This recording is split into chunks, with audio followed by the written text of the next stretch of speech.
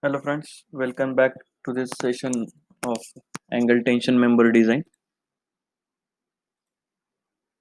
Now in this session we will go through different steps and things related to design of angle tension member. As seen in previous session, so there are three different design strengths of tension member, starting with yielding of gross section, that it is denoted by PDG. This is the first one, gross area design strength. So in this we are going to select total section, gross section, that is, so entire section is to be considered. So this is angle section which is connected to gusset plate. Now this strength we are going to calculate. So TDG equal to Fy upon gamma m0 into Ag. So as per IS 800 2007 clause number 6.2, so this design is governed, or design strength is governed. So here in AG is the gross cross-sectional area of angle section. Now this you can get from steel table. So you will have to refer steel table and you will get idea about this gross area. Then Fy, now this is the yield stress of steel. Once you decide grade of steel, from grade of steel it will be clearly known to you. So for mild steel, Fy value is 250 MPa. Gamma M0 is 1.10. This is given in table number 5 of IS 800 2007. So in all, this TDG is the first design strength of angle tension member. We will first see design strength and then we will see the design steps of angle tension member. And this is net area design strength. Net area means, once again, the deducted area after deduction. So if this is angle section and it is connected to gusset plate by using, say, bolts, then if you deduct this bolt hole area from AG minus this shaded area, then that gives you net area, that is A net. So that you have to deal with here. Now TDN, this is given in clause number 6.3.3 for angle section. Expression is 0.9 into Fu into gamma m1 into ANC plus beta into Fy upon gamma m0 into Agu. Now here Fu and Fy, once again it's same. Gamma m1 and gamma m0, these are partial safety factors. You will be getting this value from, once again, table number 5 of IS 800 2007. Now the question is of ANC, then AGO and beta. So these three different things we have to see here. Now ANC is the area. ANC is the area of connected leg, net area of connected leg. Now how to calculate that one? ANC equal to, this is equal to B minus NDH minus T by 2 into T. So I will explain you that thing here. Suppose this is gusset plate and angle section is connected here, this gusset. Now the leg which is connected to gusset plate, it is known as connected leg. So this is connected leg. The leg which is not connected, which is remaining free, so that is known as outstanding leg. So this is outstanding leg and this connected leg. So as there is bolt hole present in connected leg, that's why we are calculating net area of connected leg. If you see the shape of this leg, it's having root radius here. It's not rectangle. If it would have been rectangular, the and if there is bolt hole like this, here also is bolt hole. For rectangular portion, AN in last session we have seen, it's directly B minus NDH into thickness. Thickness, that is angle thickness, whatever you are getting. but as it is having curvature here, so to take into account that curvature, this AN is calculated as B minus NDH minus curvature portion, it's assumed to be T by 2 multiplied by T. So using this expression, you will be able to find out ANC, net area of connected link. Now this one outstanding link, then you have to find out AGO, gross area of outstanding link. Now to calculate this gross area, similar to earlier one, B minus T by 2 multiplied by T. Once again, it is involving curvature at the end. So that's why we are deducting this T by 2. If it would have been straight rectangular portion, this area would have been B multiplied by T. As there is curvature involved, so AGO will be B minus T by 2. So ANC and AGO. So using these two expressions, you will be calculating these two required areas in angle tension member. Next unknown parameter in this expression is beta. Now for beta, expression is this one, 1.4 minus 0.076 multiplied by W by 2 W by T into Fy upon Fu into Bs by ELC. Now what is W? So this is leg length of outstanding leg, this one. Now this is bolted connection for connection between angle and gusset plate. This is welded connection. So W in this case, it is nothing but leg length of outstanding leg. Then T is the thickness of angle. T is the thickness of angle. Then Fy, it's a, once again yield stress. Fu is the ultimate stress. Then length of connection LC. Now suppose this is angle section.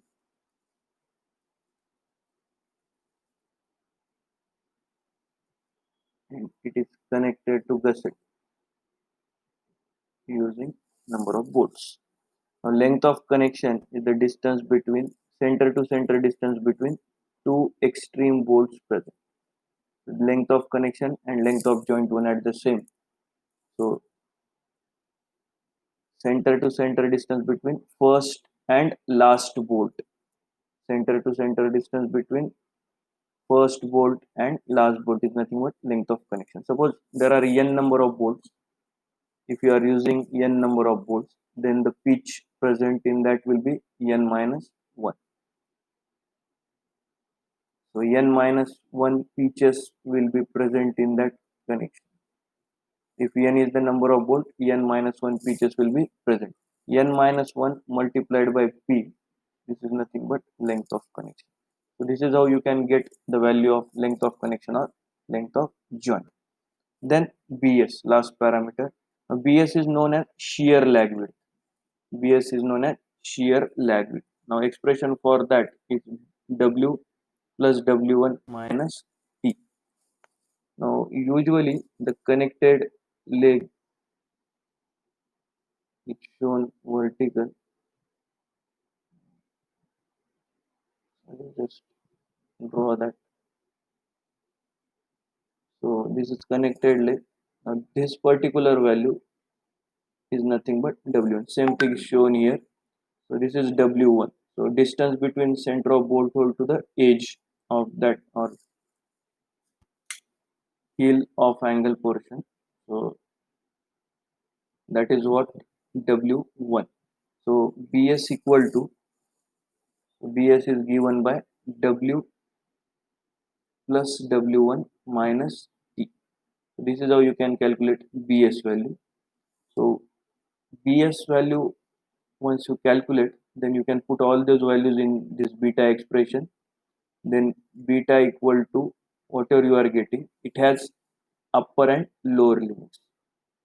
So lower limit is 0.07. Beta value can never be less than 0.7. After doing calculations, if you are getting say this value equal to 0.637 something like that. So this value cannot be selected as beta value because it is less than 0.07. So beta has to be more than or equal to 0.7. So anything less than 0.7, it has to be considered as 0.7. And upper limit is this one, fu upon fy into gamma m0 upon gamma m1. So fu value for mild still say it's 410, fy value is 250 multiplied by gamma m0 gamma m1. So this value appears to be around 1.44. So for beta, upper limit is 1.44 and lower limit is 0.7. So in this range, beta value has to be there. So once you get all these values, beta, ANC, AGO, then you can find out TDN value. This is the second design strength of angle. And just now we have calculated shear lag width, what exactly it is. So when only one leg is connected, angle section is connected with one leg only, in that case it's eccentrically loaded. The leg which is connected to the gusset, it is stressed initially, or it is stressed more compared to the outstanding leg,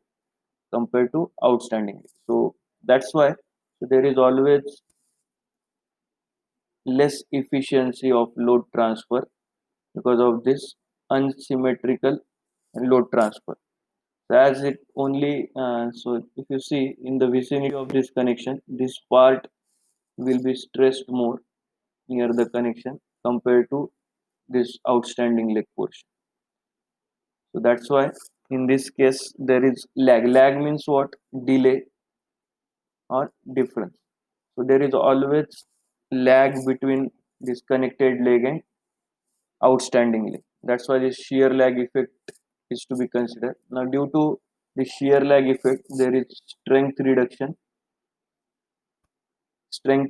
is there, and ineffective load distribution is taking place across the cross section of that angle section. Some part is less stress and some part is more stress. So this is just because of this particular shear lag effect. Now in this case, so the member, if it is connected with support or if any restraint is applied, so near the restraint the amount of stresses developed will be more. So if you are applying support, say here, so in this zone, so it will be stressed more compared to free zone. So if this end is free, at this free end the less concentration will be less, or this portion will be less stressed. Now the next one is block shear strength. This is the third strength in the design of tension member. Now as name suggests, block shear. So in this, failure of section takes place in the form of block. Now in this photograph you can see the member is connected with this gusset plate using these bolts, but under the action of forces it is failing as a block. This entire portion is getting removed as a block.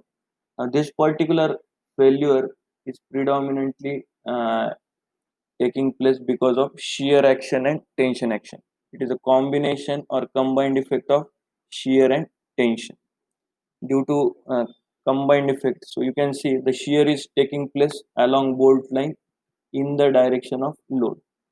So this is the direction of load. Now in this direction, that shear is taking place, and perpendicular to the load direction, this is perpendicular to load direction. So this 2 3 bolt line represent tension plane, whereas 1 2 and 3 4, this represent tension plane. So this block shear failure will take place due to combined effect of shear and tension. Now the expression for this block shear strength is this TDB1 equal to AVG into Fy upon root 3 into 1 upon gamma m0 plus 0.9 into ATN Fu upon gamma m. So there is a combination of shear and tension. 4 different cases will be arising. So out of that, 2 are considered. We'll just show you how these areas are to be calculated. Suppose this is angle section connected to gusset plate. So these are bolts used for connection. Now, along the line of bolt in the direction of force. So this is force direction. So this much area or this much length is resisting shear. So this is, let's denoted by LV, and this portion is responsible for resisting tension. Let's denote this length by LT. Now AVG, AVG. Now V stands for shear, G stands for gross area. So gross shear area or area resisting gross shear yielding. So that is given by this shear length LV multiplied by T. Now LV is what? From edge to the center of last bolt in the connection. Now this length, how you can calculate? You can calculate number of bolts. Let's say n number of bolts are there. So up to center means half portion we are deducting. How we can calculate LV? So this LV equal to edge distance. Edge distance. This is edge distance from center of bolt hole to nearest edge in the direction of. This is E plus. From here, how many bolt holes are to be considered there? How to calculate this distance? This is nothing but pitch. Center to center distance between two consecutive bolts measured in the direction of force. So how many pitches are there? 3. 4 bolts, 3 pitches means n minus 1 pitches will be present. So n minus 1 multiplied by p. So this distance from center to end, this is nothing but length of connection as well. So E plus n minus 1 into p, or also this can be E plus ELC. So this gives you LV value. Once LV is known, thickness of angle is known to you, you can calculate shear resisting area. Then you have to calculate AVN. AVN means net area resisting shear. Now how we calculate net area? By deducting the bolt diameter from gross area. Now how many bolts are to be deducted? 1, 2, 3 and half. So LV minus 3 and half means n minus 0.5. N minus 0.5 into diameter of hole. So this is what LVN, whole thing multiplied by thickness. So here LVN is LV minus n minus 0.5 into diameter of hole. And AVN, in short, you can write down LVN multiplied by T. This is the expression for AVN. And how you calculate LVN value? This is LV minus n minus 0.5 into diameter of hole. So this is about AVG and AVN. Next you have to find out ATG value and ATN. Gross tension rupture. Now LT multiplied by T. LT multiplied by T. So this is ATG value from center of this bolt hole to the nearest edge. Again this is end distance. So LT multiplied by T. So this LT can be either 1.5 times diameter of hole, or it can be 1.7 times diameter of hole, depending on whether it is machine cut. This 1.5 is for machine cut edges, this is for hand cut edges, right? So this LT multiplied by T. Similarly, ATN you can calculate LTN multiplied by T. As we have calculated LVN by deducting bolt holes from LV. Similarly, LTN, how you can calculate? How much bolt holes you have to deduct? Only this half portion.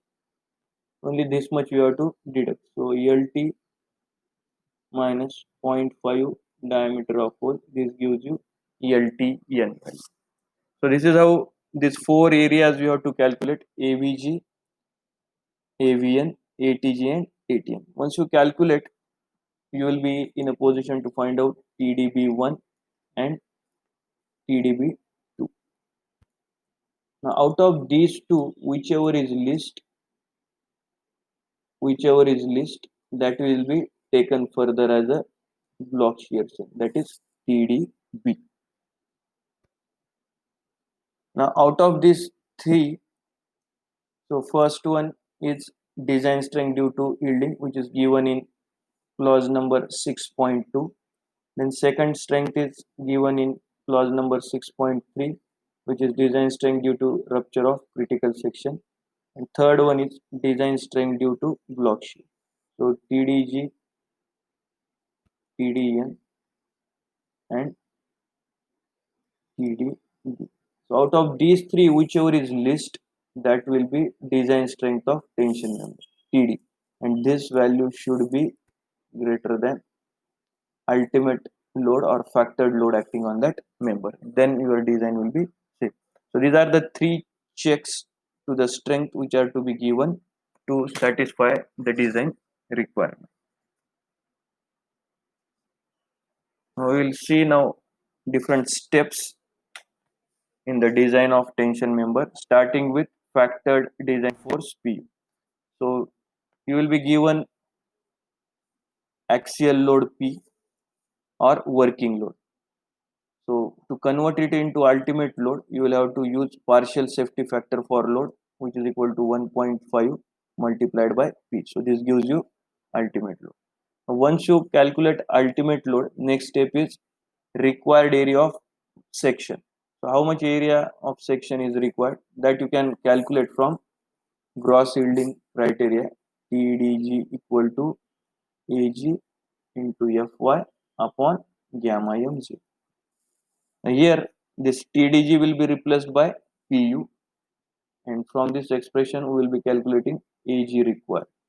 So this is equal to PU multiplied by gamma m0 divided by F. So this is how you can calculate AG required. Now once you have got the value of required area of trial section, then you have to select trial section from steel table. Now while selecting trial section from steel table, you have to take care that the section selected should be economical. The section selected should be economical without hampering strength and serviceability. Now after selecting trial section, next step is you have to go for connection design. Now in connection design, first thing you have to do is you have to decide type of connection, whether it is bolted connection or it is going to be welded connection. If you are using bolted connection, in that first you have to decide grade of bolt, then you have to decide diameter of bolt, then you have to calculate design strength of bolt, you have to calculate design strength of bolt or bolt value. The next step will be calculation of number of bolts required for connection. Then you have to go for arrangement of connection.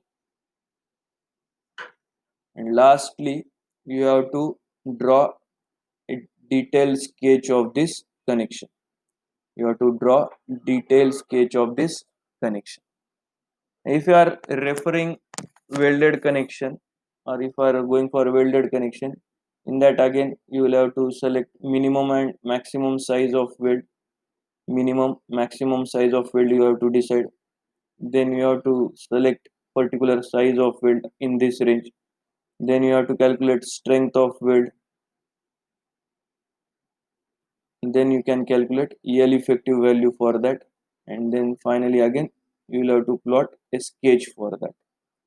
So these are the steps involved once you finalize once you finalize the trial section for design.